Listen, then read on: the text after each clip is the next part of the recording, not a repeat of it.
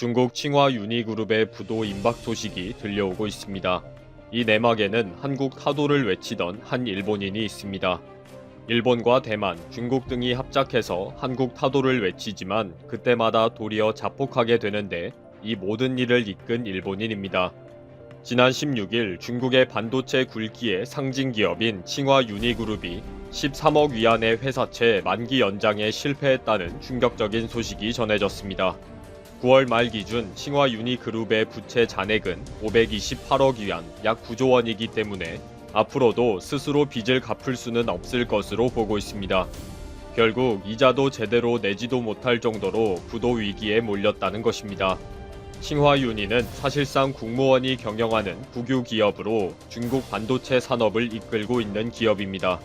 중국의 국유 기업이나 마찬가지인 칭화유니그룹은 2019년 7월 새로운 회사를 설립한다고 발표합니다. 2025년까지 중국 국내 전자제품 시장에 공급하기 위해 필요한 반도체의 70%를 중국 내에서 생산하는 것을 목표로 했습니다. 칭화 유니그룹은 지난해 12월 사카모토 유키오라는 인물이 중국 칭화그룹의 부총재 겸 일본 지사장으로 취임한다고 발표합니다. 결국 중국의 개발 프로젝트를 완성할 비밀 요원이 사카모토 유키오라는 사실이 알려지면서 일본 내에서는 상당한 충격을 받게 됩니다. 이 인물은 일본의 자존심이었던 엘피다를 파산하게 하면서 수많은 중소기업과 개인들에게 피해를 입혔기 때문입니다. 또 미국과 중국이 한참 하이테크 냉전을 격화하면서 중국에 대한 기술 제재를 강화하는 가운데에 나왔기 때문에 국제적으로도 큰 화제가 되었습니다. 사카모토는 취재에 나선 기자들에게 실패한 이대로 내 인생을 끝내고 싶지 않다 라고 이유를 밝혔습니다. 못다 이룬 자신의 꿈을 이루고 싶다는 것입니다. 그 꿈은 바로 한국 타도입니다. 일본에서 엘피다를 설립할 때에 외쳤던 소리입니다. 엘피다는 1999년 히타치와 애니시의 사업부를 통합하고 이후에 미쓰비시 사업까지 합병하면서 2002년에 일본 유일의 대형 제조업체가 되었습니다. 이렇게 출범할 때에 사카모토 유키오는 반드시 한국을 타도하겠다 라는 큰 소리를 쳤고 일본 정부도 2009년에 산업활력재생법의 적용 1호 기업이 되어서 300억엔, 약 3,200억 원의 공적 자금을 투입했습니다. 그러나 한국의 삼성전자와 SK하이닉스와의 싸움에서 완패하면서 2012년 2월에 파산을 하게 됩니다. 부채 총액은 4,480억엔, 약 4조 8천억 원에 달했습니다. 법적 처리 과정에서 사카모토가 계획적으로 파산시킨 것이 아닌가라는 의심을 받았습니다. 사카모토는 스스로 파산 관제인이 되어서 엘피다를 마이크론에 매각시켰습니다. 이 파산의 여파로 중소기업의 경영자가 스스로 목숨을 끊고 사카모토를 상대로 손해배상 청구 소송이 제기되는 등 사회적인 파급이 상당했습니다. 특히 사카모토는 2008년 리먼 브라더스 사태로 엘피다가 큰 위기를 겪을 때 일본 정부에 자금 지원을 요청하면서 큰 소리를 쳤습니다. 이번 위기를 한국 타도의 찬스로 전환시키겠다라고 인터뷰를 한 것입니다. 이 한마디 발언에 일본 정부와 일본 국민들도 적극 성원을 보내게 됩니다. 일본 정부도 일본에 하나밖에 없는 디램 메이커로 수요 측면에서 매우 중요하다라는 명분으로 400억엔을 지원합니다. 이렇게 정부가 지원에 나서자 눈치를 보던 14개의 시중은행도 1,000억엔을 엘피다에 지원합니다. 이후 사카모토는 상대적으로 인건비가 저렴하고 생산 능력을 갖춘 대만 업체들과 반도체 동맹을 이루어서 한국 타도에 심혈을 기울였지만 결국 실패하고 만 것입니다. 이후 일본인들은 이런 모든 일련의 사태를 보면서 되지도 않을 일에 뻥을 친 것이 아닌가, 파산할 것을 이미 알고 있으면서 거짓말을 한 것이 아닌가, 계획 파산을 한 것이다 등의 비난을 하게 됩니다. 그러나 이후 사카모토는 자서전을 통해 책임을 회피하고 자화자찬을 하면서 일본 정부와 피해자들의 속을 뒤집어 놓는 행보를 계속했습니다. 이러다 보니 사카모토는 일본 내에서도 좋은 평가를 받지 못하면서 방송 등 언론에서도 많은 비판을 받아왔습니다. 이런 사카모토가 2019년 12월 중국의 칭화 유니그룹을 통해서 한국 타도의 꿈을 다시 이루어보겠다고 나선 것입니다. 일본인 기술자 100명을 모아서 설계를 하겠다. 중국으로 설계도를 보내주겠다 라고 제안하면서 일본 지사장직을 맡았습니다. 사카모토 유키오는 엘피다와 마이크론에서 근무한 사람뿐 아니라 대만의 제조업체에서 근무했던 사람들이 합류하고 싶어한다 라고 말했습니다. 한국을 타도하기 위해 일본, 중국, 대만이 힘을 합쳤기 때문에 자신이 있다 라는 큰 소리를 친 거죠. 그리고 1년 만에 칭화유니의 자회사 서한 칭화유니가 8GB의 DDR4램을 개발했다고 발표하게 됩니다. 중국 포털 바이두에서 중국 반도체의 빠른 진격에는 백전노장 일본인이 있다 라는 기사가 올라왔습니다. 바이두는 72세 일본인인 사카모토 유키오 전 엘피다 메모리 사장이 중국 D램 개발에 전기를 마련했다 라고 전한 것입니다. 사카모토도 니혼 게이자이와의 인터뷰에서 2021년에는 경쟁력 있는 D램을 발표하겠다. 일본인 최고 기술자들을 계속 모으고 있는 중이다 라고 말했습니다. 중국은 사카모토 이전에는 세계 반도체 업계에서 찰스 카우로 유명한 가오치 취안을 개발 담당 사장으로 임명했습니다. 가오치 취안은 대만 D램 사업의 대부로 불려왔으며 이노테라 메모리와 난야의 회장을 역임한 인물입니다. 최근까지 칭화유니의 자회사 양쯔 메모리 테크놀로지의 낸드 플래시 메모리 사업을 진두지휘해왔는데 D램 개발을 위해 이동한 것입니다. 그런데 가우치 취안은 몇 달 만에 퇴임을 하게 되고 후임으로 사카모토가 전격 취임을 하게 된 것입니다. 가우치 취안도 한국과의 기술 격차를 좁히기 위한 신속한 개발이 쉽지 않다는 것을 인정한 것이고 조급한 칭화유니그룹도 또 다른 길을 선택한 것입니다. 사카모토가 취임을 한 지 1년이 지났습니다. 칭화유니그룹은 제대로 된 개발은커녕 시제품도 제대로 평가를 받지 못하고 있습니다. 도리어 지난 13일 13억 위안의 회사채 만기 연장에 실패하면서 칭화유니그룹의 파산 가능성이 흘러나오고 있습니다. 그러나 놀랍게도 중국은 칭화유니그룹을 본격적으로 국영기업으로 경영하겠다는 의도를 이미 드러냈다고 합니다. 회사채 만기 연장 실패 이틀 전인 11일에 갑자기 칭화홀딩스의 룽다웨이 공산당 서기가 회사 경영에 참여한다고 밝혔습니다. 그동안 엔지니어 출신의 자오 웨이구어 회장이 단독 회장이었던 칭화유니그룹이 공동 회장 체제로 들어간다는 것입니다. 완전히 국가 경영으로 들어가겠다는 거죠. 한국 타도를 외치면서 급여만 챙겨 먹고 다니는 사카모토에게 걸려든 칭화유니그룹이 앞으로 얼마나 더 긴 생명을 유지할 수 있을지 궁금해집니다.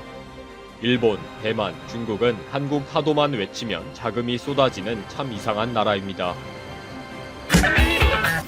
한국을 중국 영토로, 동해를 일본해로 표기한 프랑스 유명 박물관이 시정을 요구하는 한국 시민단체의 요구를 거부했다. 해당 지도 외 다른 지도에는 한국 영토가 제대로 표기되어 있고 일본해는 국제적으로 통용되는 명칭이라는 것이다. 사이버 외교 사절 반크는 프랑스 파리에 있는 관광명소 국립인류사박물관의 중국, 일본 전통 의상 소개 전시관 지도에 한국 영토가 마치 중국 영토인 것처럼 표기되어 있는 것을 발견하고 지난해 12월부터 지속적으로 서한을 보내 이에 시정을 요구해오고 있다. 반크는 또한 이 지도가 동해를 일본해로 단독 표기하고 있다며 병기를 요구했다. 아시아 국가 전통 의복 소개에 한국의 한복도 추가해줄 것도 건의했다. 그러나 이 박물관은 지난 1일 10개월 만에 보내온 공식 답변을 통해 모든 시정 요구를 거부했다. 이 박물관의 줄리에 누소 아시아 컬렉션 큐레이터는 답변에서 해당 지도에 한국을 중국의 영토로 표기한 사실에 대해서는 죄송하지만 다른 큰 지도는 국경이 제대로 표기되어 있다고 설명했다. 그리고 일반적으로 작은 지도들은 진열된 작품과 관련된 나라만 표기한다고 덧붙였다. 동해를 일본해로 단독 표기한 부분은 일본해라는 명칭이 한국에서는 사용되지 않지만 이는 국제적인 명칭이라고 주장했다. 또 한국 전시 요청에 대해서는 과거 한국 의상들을 상설 전시관에 전시하곤 했다. 앞으로 한국 관련 전시를 더 발전시키고 싶다고 양해를 구했다. 연간 100만 명 찾는 유명 박물관. 항의 서한 보내기에 동참을. 이에 대해 반크는 다른 코너에는 이웃 나라의 의상이 전시되지 않더라도 그 나라와의 국경과 국가 이름은 넣어주고 있다며 박물관 측 주장이 사실과 다르다고 주장했다. 일본해가 국제적인 명칭이라는 주장에도 프랑스의 권위지 르몽드가 지난 2009년부터 동해와 일본해를 병기하고 있고 르피가로도 동해와 일본해가 병기된 지도를 사용하고 있다고 반박했다. 또 한국 측의 노력으로 인해 현재 전 세계 지도에서 40% 이상이 동해를 병기하고 있는 만큼 국제적 기준도 바뀌고 있다고 주장했다. 반크는 프랑스의 유명 박물관에서 오해를 부를 수 있는 표기를 하는 것은 큰 문제라며 해당 박물관에 대한 항의 서한 보내기에 시민들의 동참을 요청했다. 지난 2006년 6월에 개관한 프랑스 국립인류사 박물관은 파리의 유명 관광지인 센강변의 에펠탑 옆에 위치해 있다. 박물관 소개 사이트에 따르면 연간 100만 명이 넘는 관람객이 방문하고 있다. 주로 아시아, 아메리카, 오세아니아 지역의 유물을 전시하는 박물관으로 유럽에서 수집된 30만여 점의 유물이 전시되어 있다. 썩은 게 진동한 일반 택배, 뜯어보니 숨진 반려동물 4,000마리. 일반 택배 물건처럼 운반되던 반려동물 4천여 마리가 진짜처럼 버려진 채 집단 폐사한 사건이 발생해 중국 사회에 충격을 안기고 있다. 지난 1일 홍콩 사우스 차이나 모닝 포스트와 중국 언론 등의 보도에 따르면 사건이 발생한 건 지난달 중순이다. 지난달 22일 중국 인터넷 공간에 마치 작은 산처럼 쌓인 많은 택배 상자 모습이 올랐다. 놀랍게도 택배 상자 안에는 강아지와 고양이, 토끼, 햄스터 등 반려동물로 가득했다. 장소는 허난성 로허시에 위치한 동식물류 창고 단지로 밝혀졌다. 이들 수많은 반려동물은 물류 창고 단지에 버려진 상태였다. 이에 로허의 NGO 단체인 유토피아 동물구조협회 관계자들과 많은 자원봉사자가 달려갔다. 이들은 23일 오후부터 24일 새벽까지 수천 개의 택배 상자를 일일이 점검했다. 그 결과 토끼와 강아지, 고양이 등 1073마리를 구조하는 데 성공했으나 이미 숨진 반려동물은 무려 4천여 마리에 이르는 것으로 조사됐다. 구조작업에 참여했던 한 NGO 관계자는 반려동물이 지난 16일에 버려져 일주일가량 방치된 것으로 보인다고 말했다. 작은 택배 상자 안에 갇혀 물과 먹이를 먹지 못한 게 주요 사인으로 알려졌다. 숨진 반려동물의 수가 워낙 많은 데다 부패까지 진행되며 고약한 냄새가 진동해 소름 끼치는 공포 분위기마저 형성됐다고 한 NGO 관계자는 말했다. 어떻게 이런 일이 벌어졌나? 로허시 사우링국 상무국 부국장인 양알화에 따르면 이들 반려동물은 장수성 쉬저우와 허난성 상추 등의 두 지역에서 왔다.